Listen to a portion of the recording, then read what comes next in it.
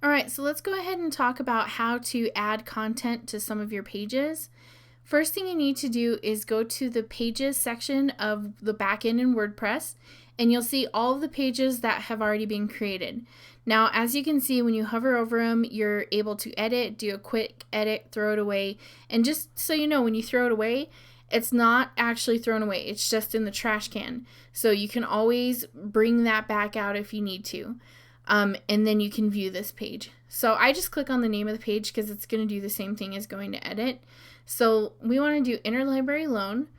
And as you can see, under services, you'll see these two dashes. This is letting you know all these pages are children of the services page. And as we go down, you can see with resources, it has two dashes. So these are children of resources, which is a child of services. So when we go to the site, this is what that looks like. So services is the main heading, and then we have all these drop down items here, and then resources has a bunch of different items underneath that as well. So let's go ahead and talk about how to edit a page. So let's go to interlibrary loan. And the first thing you're going to notice is that there's an editing area that is pretty similar to other websites you maybe used. And this is a blank area that you can add your content, but you have to be really aware of your tools up here and make sure you use them, because this is what's going to ensure that your design is created correctly, your content is accessible for everybody, and it's all coordinated with the design theme that you've got with this thing going on. So the other things over here is, let's say you're working on a page, but you're not really ready to show it to other people, then you can change whether it's published or not.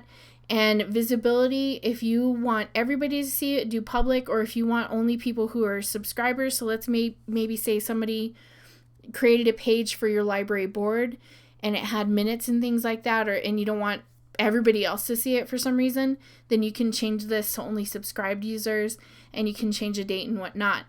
Now, when it comes to page attributes, this is where I told it that it's underneath the services page. And it has a certain template because it's just a regular page, but if it was a contact form, I'd use this one. If it was the home page, I'd use this one, etc. Featured image is just an image that relates to the page, and you don't really have to worry about this until you're making blog posts, so don't think about that. These are actually settings that come through with your acoustic theme. So this is where you can say the sidebar should be on the left or the right.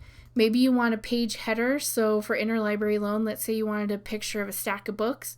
You could do a static image, or you can even do a slider. And this tells it what sidebar it should have. So right now it has a sidebar called Nav Services. So that's where we're seeing all of this different, services, interlibrary loan. So that's where you're going to see this quick link section over here. And it just has a bunch of other stuff for portfolios, and we're not going to worry about that. So let's go ahead and edit this page. We can copy the text from the old site. So Command-C or Control-C. And we could paste this, but just so you know, there's this little button in WordPress, and it's Show Hide the Kitchen Sink. This is where you're going to have a bunch of different options, and you're going to want to choose one of these: paste as plain text or paste from Word. If it's something from Word, you should be using this, because Word adds a bunch of code that makes your website look weird. So do it with this so that it can remove all that stuff. So I'll go ahead and just do paste as plain text. And then I'll do Control V. And there it is. And it might need a couple of tweaks here or there.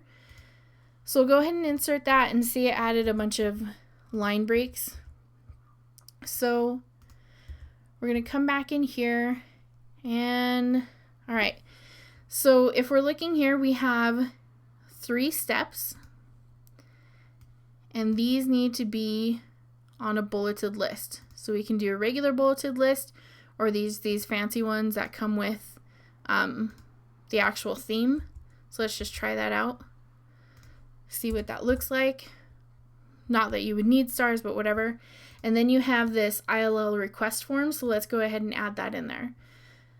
We'll copy this and highlight the ILL request form, and we're going to go up to the link button, which is right here. So we need to paste the full URL, that's why I copied it. This is the tooltip, so when somebody hovers over it,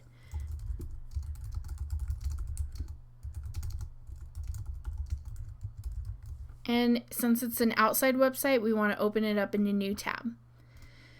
So we'll add a link, and there we go. So let's go ahead and see how this looks. We'll hit update, and that's going to update this page. So right now, it's not really showing anything. What you need is wait until that's totally done loading, and sometimes it'll work even when it's a little bit still going. So we'll hit refresh, and we should see all of our content. So now we have that information. We can click on the link. It opens up in a new window, so we're good to go.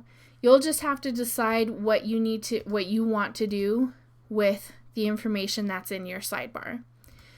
So there's a couple of other things I want to talk to you about. I don't want to make this video too big, but when you're doing headings, so let's say I did something like staff to help you, then I would highlight this and change this to, let's say, heading 3. And that's going to give it a special style. It doesn't look like it right here, but it'll give it a special style that's designed that with the theme, so it'll look good and it'll coordinate. And just hover through all of these different buttons, and you should be using these buttons as much as possible. So if you wanted to do, let's say, a testimonial, this is a page intro, and that's what, if I go to your home page, that's what this is right here. So I just clicked that button and added this in there, and so it has a special formatting to look that way. So play with these. You have testimonials or a block quote here. There's somewhere a testimonials button. I think this is, no, I can't remember. There it is. I think this is insert a testimonial, and it's going to look a certain way. You can add Vimeo or YouTube videos. You can create columns or 3 columns or 4 columns. And there's a bunch of stuff you could do. So make sure you're using these tools and not just randomly, highlighting something and trying to change the colors or whatnot. So let's go ahead and see what this heading 3 looks like. And go back to the interlibrary loan. And there we go. So this is giving a certain style, the same font that the website uses, etc.